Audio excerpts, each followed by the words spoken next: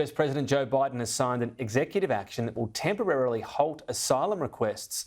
The shutdown follows significant political pressure over an influx of migrants across the southern border with Mexico. Here he was making the announcement earlier this week. Past Republican obstruction and using the executive authorities available to me as president to do what I can on my own to address the border. Frankly, I would have preferred to address this issue through bipartisan legislation, because that's the only way to actually get the kind of system we have now that's broken, fixed, to hire more Border Patrol agents, more asylum officers, more judges. But Republicans have left me no choice. Joining me live now, my regular US expert, Professor Simon Jackman. Thanks for your time. There's a couple of things here, whether this will work politically and also just physically, because the Republicans are basically blocking the resources to make this happen. Yeah, it's been a long game of pass the parcel on this one, Tom, and Biden's reference there to bipartisan legislation. He wanted that in the State of the Union. Republicans, though, are in no mood to give him a win on an issue like this during an election year.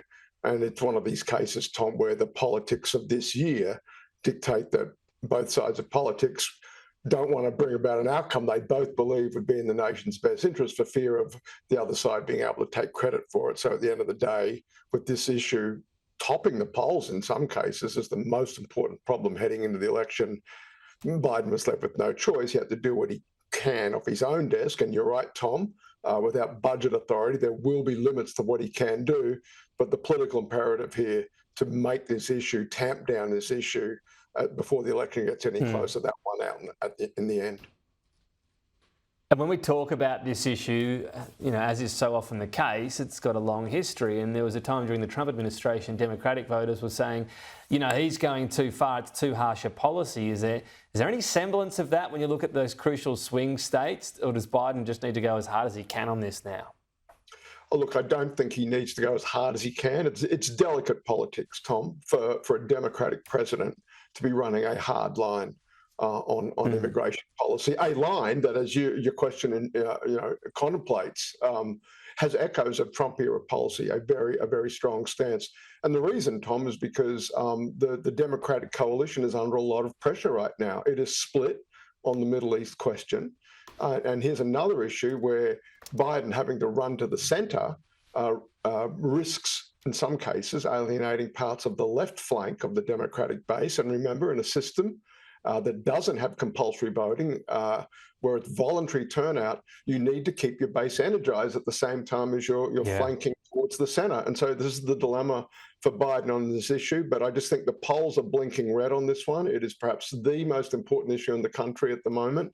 If the election, quite frankly, is a referendum on immigration policy, that is a very good election scenario for Donald Trump. Yeah, so that's a simpler issue for Trump on immigration, go hard. We all remember the wall. Gaza's the same for him. It's difficult. It splits the base for Joe Biden. So you see the difficulty for him in those policy areas if they get elevated. Let's talk the debate before we go, because we're nearly out of time. The Biden performance will be analysed here in the physical aspect of it. Will the Trump as well? I mean, he has not been as assured lately as well. He's no spring chicken, as we say, Simon. But what will the format do in terms of allowing the mistakes to come out? How is it going to happen, this debate? Well, we're way early in the cycle, for one thing. We talked about this a few weeks ago, Tom, that I think both sides, both the Biden camp and the Trump camp, see real advantage to trying to reset the narratives that are developing about each candidate. And this is an opportunity for them to get their own image of their own candidate out there. Biden, you're right, there's the physical question. But Trump, you're right. The questions, particularly after the conviction, particularly after his behavior in the courtroom, there'll be a lot of scrutiny of that side of it. And of course, the theatrics are one thing, but where will they be on substance? And, indeed, Biden, to what extent is he up for a going in hard and not rising to the bait? No doubt that Trump will be putting in front of him and keeping it focused on substance over that, that lengthy format that we're looking at. It's only a few weeks before the end of the month. Yeah, we will analyse that, I'm sure, once it comes up. But, he's got to look up for it, doesn't he? And Donald Trump, does he just need to sort of rein it in if he's the Putative favourite, Simon Jackman. He always needs to rein it in. Whether he can or not's another question, Tom. But one thing we'll be looking for in that debate. Yeah. Good point. Simon, thank you. Pleasure.